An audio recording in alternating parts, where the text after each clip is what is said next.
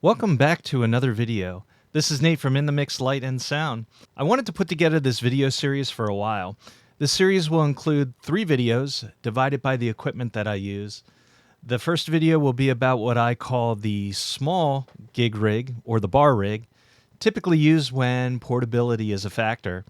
The second video will focus on the large rack or festival rack. The last video in the series will showcase the different control methods that I use at different events. Thank you for watching and stay tuned. In the first video of this series, we will take a look at the small gig rig. It has been designed specifically for portability, gigs where I need a smaller footprint or take up less room for transportation purposes. The first consideration when designing this rack was to make sure it was something that could be handled without back-breaking weight. So I wanted to find a rack case that itself did not add a whole bunch of weight. The only option that meets that criteria is a molded plastic case over the wooden ones. There are trade-offs to going with a plastic case, including durability, but in the end I decided that weight would be the guiding factor, and since the case will mostly be transported by myself, I can baby it more than something that was going to get tossed around by a crew. Next up, how large of a case or how many rack views would we need? The key to a faster setup time is having as much gear hooked up and pre-wired as possible. That is one of the nice parts about housing gear in a rack. Ideally, everything would be in one rack case. However, in order to rack everything up that I wanted, it would not be a portable size and definitely would not be something I could deadlift. So let's take a trip back in time. Prior to acquiring the Behringer wing rack, my portable mixer was an X32 core and a Midas DL32, together 4U in total. Add in 4 channels of wireless, that took up an additional 2U, a rack mount power, that was 1U, and a way of mounting a router with Wi-Fi and a computer for playback and recording, that was another U. As the core has no rear inputs, I had to get 4 channels of the wireless to the front inputs of the DL32. That added another U, so 9U total. Racks typically only come in even sizes, so I ended up with a 10U full depth rack. This worked well for many gigs, although the full depth did take up extra space. When I did move to the Behringer wing rack, it has rear inputs, so I no longer needed that extra U space to get the 4 channels of wireless around to the front. They could just plug right into the back of the wing rack. That gave me an opportunity to downsize the rack, and I ended up with an 8U shallow depth rack. By shallow depth, the depth of the rack is about 12 inches. This is important because I'm utilizing the rear of the wing rack for inputs. Great! However, now I had a new challenge. The wing rack only has 8 outputs. I'm used to 16 outs on the DL32. By choice, I run my main output as left, right, and mono sub, so that's 3 outputs already in use, and only allowed me 5 additional outputs to use for wedges. I work with groups that utilize 6 monitors, sometimes more, so you see the dilemma. I wasn't ready to give up my aux sub workflow. Luckily, I already have the Midas DN4816O box I was using with the X32. That would give me additional outputs that I needed, but I also use combo power XLR cables to run my powered wedges. So I mount a power strip under my outputs so that I could connect both power and signal. That wasn't going to fit in my 8U rack design. Even if it did, things were starting to get a little heavy. I then decided to go against my earlier advice and split up the rack. I already had a 3U shallow rack that matches the 8U I had in mind. So the 8U rack would contain the mixer, wireless, control, PC, while the 3U would become a power and output distro. It also allowed me to bring back my rack mount UPS, which had been abandoned in the past due to the excessive weight it added. So let's begin our tour with the 3U rack. The first point of entry is the power. Power goes into this 1U 20 amp power sequencer. I didn't need a sequencer, but it was one of the few I found rated for 20 amps rather than 15 amps. It also had the benefit of including a voltmeter. When connected to power before turning anything on, it will read out the voltage, so it gives me a nice peace of mind throughout an event. From the power sequencer, power takes off in 2 directions. One is to the UPS, which will power the DN4816O, and the 8U mixer. 2 is to another switch rack power strip that is used to power the wedges. That power strip also has a built-in voltmeter and amp meter, so I can check on how much power the wedges are drawing. I'm amazed at how efficient today's power amps are. It is rare for even 6 wedges to go over 5 amps average. Out of the UPS, we have these pigtail extensions I picked up, as the back of the UPS doesn't quite make it to the edge rack rear. So I have my outputs, I have my power. In the rear of the DN4816 is a DMX cable which will be connected to the wing rack. By splitting up the rack, I add more time to set up and tear down. There are now 4 lids to contend with, but I only have 2 connections, power and the DMX signal, to make between the 2 racks.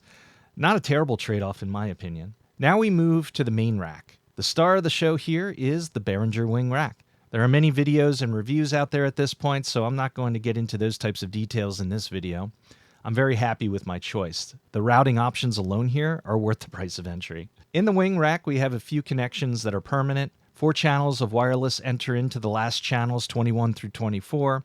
The Ethernet and USB also stay connected, and of course, the IEC power cable. The DMX from the Stage Connect box in the 3U rack gets connected to the Stage Connect port of the wing rack. Next up, we have our 4 channels of Audix R42 wireless. These were my first purchase into wireless, and I went with Audix because at the time, they were one of the few manufacturers offering 2 channels of wireless in a single rack unit that was affordable. Also, the transmitters are able to exchange capsules compatible with Shure. I do have Shure SM58 capsules, but almost exclusively use the SEV7 capsules these days. The wireless did come with Audix OM2 capsules, I believe, but I didn't use them much. An improvement I made from here was to move away from the antenna farm look. Each unit came with a pair of half-wave antennas, and for a while, both sets of antennas were mounted. While in practice I never noticed an issue, I wanted to clean things up and minimize possible issues.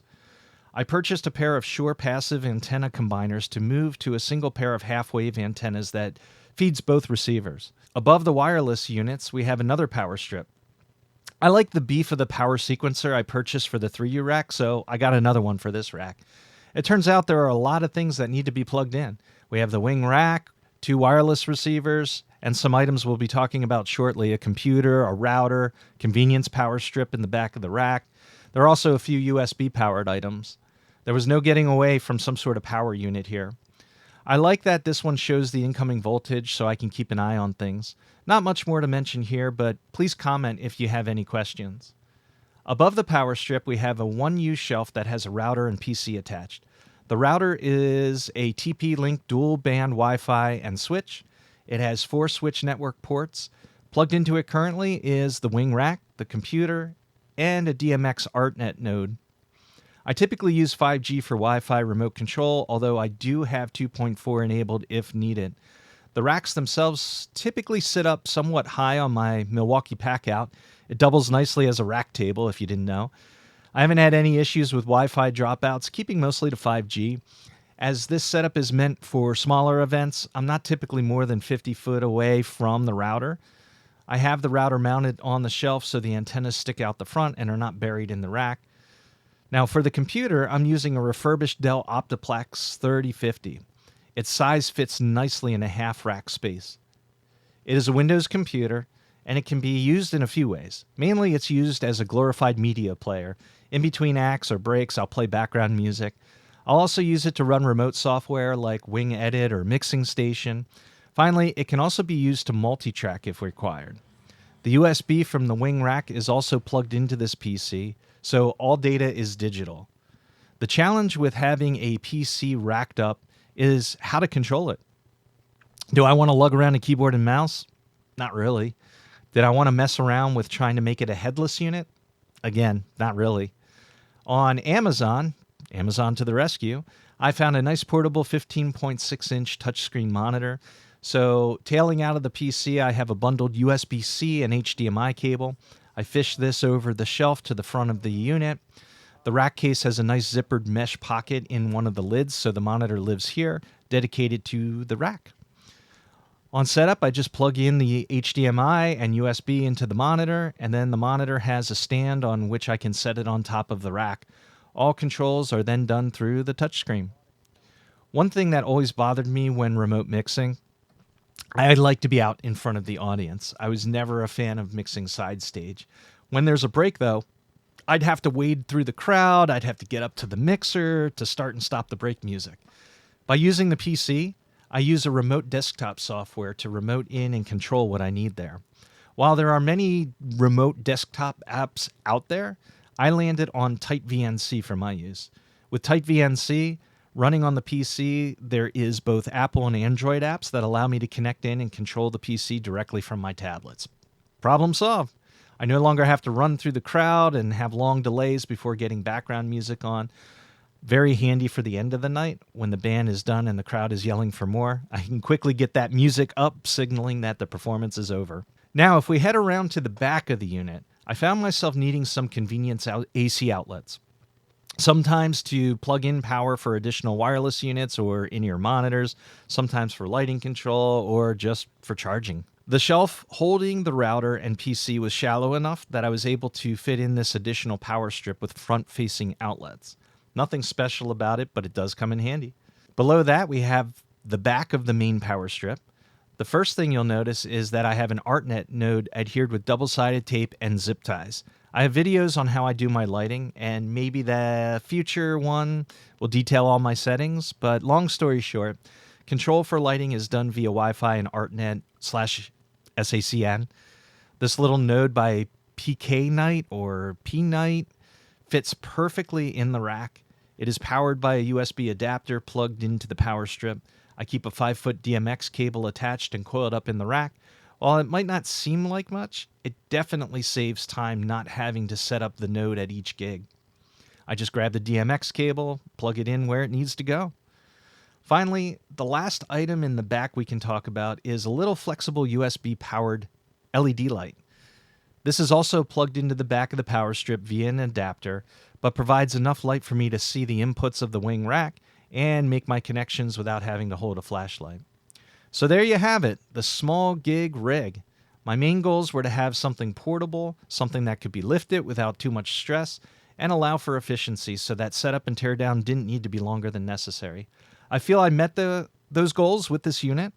After placement, I simply remove the 4 rack lids, make 2 connections, power stage connect between the racks, connect the monitor, add power to the distro rack, flip a few switches, and I'm off. So I hope you found this video helpful. I would love to hear your thoughts in the comments, and if you have rack setups of your own to share, please post them.